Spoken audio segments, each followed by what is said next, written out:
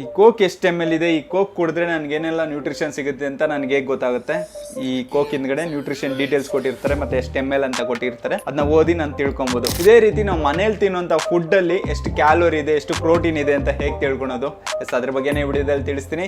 ವಿಡಿಯೋನ ಕೊನೆವರೆಗೂ ನೋಡಿ, ಇದು ತುಂಬಾನೇ ಮುಖ್ಯವಾದಂಥ ಒಂದು ವಿಡಿಯೋ ಅಂತ ಹೇಳ್ಬೋದು. ಎಲ್ಲ ವಿಡಿಯೋದಲ್ಲಿ ಹೀಗೆ ಹೇಳ್ತಾ ಇದ್ದೀನಿ ಅಂತ ತಲೆ ಕೆಡಿಸ್ಕೊಂಬಿಡಿ. ನಾನು ಅಪ್ಲೋಡ್ ಮಾಡೋಂಥ ಪ್ರತಿಯೊಂದು ವಿಡಿಯೋನು ನಿಮ್ಮ ಒಂದು ವೆಯ್ಟ್ ಲಾಸ್ ಜರ್ನಿಗೆ ನಿಜವಾಗ್ಲೂ ಹೆಲ್ಪ್ ಮಾಡುತ್ತೆ. ನಾವು ತಿನ್ನೋಂಥ ಫುಡ್ಡಲ್ಲಿ ಎಷ್ಟು ಕ್ಯಾಲೋರಿ ಇದೆ ಅಂತ ತಿಳ್ಕೊಬೇಕು ಅಂದರೆ, ಮುಖ್ಯವಾಗಿ ನಾವು ತಿನ್ನೋಂಥ ಫುಡ್ ಎಷ್ಟು ಗ್ರಾಮ್ ಇದೆ, ಇಲ್ಲ ಎಷ್ಟು ml ಇದೆ ಅನ್ನೋದನ್ನ ಮೊದಲನೇದಾಗಿ ನಾವು ತಿಳ್ಕೊಬೇಕಾಗತ್ತೆ. ಅದೇ ತಿಳ್ಕೊಳೋದು ಅಂದರೆ, ನೀವು ಅದಕ್ಕೆ ಒಂದು ಫುಡ್ ವೈ ಮಿಷಿನ್ನ ಬೈ ಮಾಡಬೇಕಾಗತ್ತೆ. ಆನ್ಲೈನಲ್ಲಿ ಸಿಗುತ್ತೆ. ನಿಮ್ಮ ಬಜೆಟ್ಗೆ ತಕ್ಕನಂಗೆ ನೀವು ಒಂದು ಫುಡ್ ವೈ ಮಿಷಿನ್ನ ಆರ್ಡರ್ ಮಾಡಿ. ಫುಡ್ ವೈ ಮಿಷಿನ್ ಬಂದಮೇಲೆ, ಈಗ ಬೆಳಗ್ಗೆ ನೀವು ಬ್ರೇಕ್ಫಾಸ್ಟ್ಗೆ ಏನಾದರೂ ಒಂದು ಪಲಾವ್ ತಿಂತಾ ಇದ್ದೀರಾ ಅಂದರೆ, ಆ ಪಲಾವ್ನ ತೂಕ ಮಾಡಿ, ಎಷ್ಟು ಗ್ರಾಮ್ ತಿಂತಾ ಇದ್ದೀರಾ ಅಂತ ತೂಕ ಮಾಡಿ. ಈಗ ಒಂದು 200 ಗ್ರಾಮ್ ಪಲಾವ್ ತಿಂದಿದ್ದೀರಾ ಅಂದರೆ ಅದನ್ನ ನಾನು ನಿಮ್ಗೊಂದು ಆ್ಯಪ್ ಸಜೆಸ್ಟ್ ಮಾಡ್ತೀನಿ. ಆ ಆ್ಯಪಲ್ಲಿ ಬ್ರೇಕ್ಫಾಸ್ಟ್ಗೆ 200 ಗ್ರಾಮ್ ಪಲಾವ್ ತಿಂದೆ, ಲಂಚ್ಗೆ ಒಂದು 200 ಗ್ರಾಮ್ ರೈಸು, ಮತ್ತು ಒಂದು 100 ಗ್ರಾಮ್ ಚಿಕನ್ ಕರಿ ತಿಂದೆ. ಈ ರೀತಿ ನೀವು ಬೆಳಗ್ಗೆಯಿಂದ ಸಂಜೆ ಇಲ್ಲ ನೈಟ್ ಮಲಗೋ ತನಕನೂ ಏನೆಲ್ಲ ತಿಂತೀರಾ ಕಂಪ್ಲೀಟಾಗಿ ಆ್ಯಪಲ್ಲಿ ಆ್ಯಡ್ ಮಾಡ್ತಾ ಬನ್ನಿ.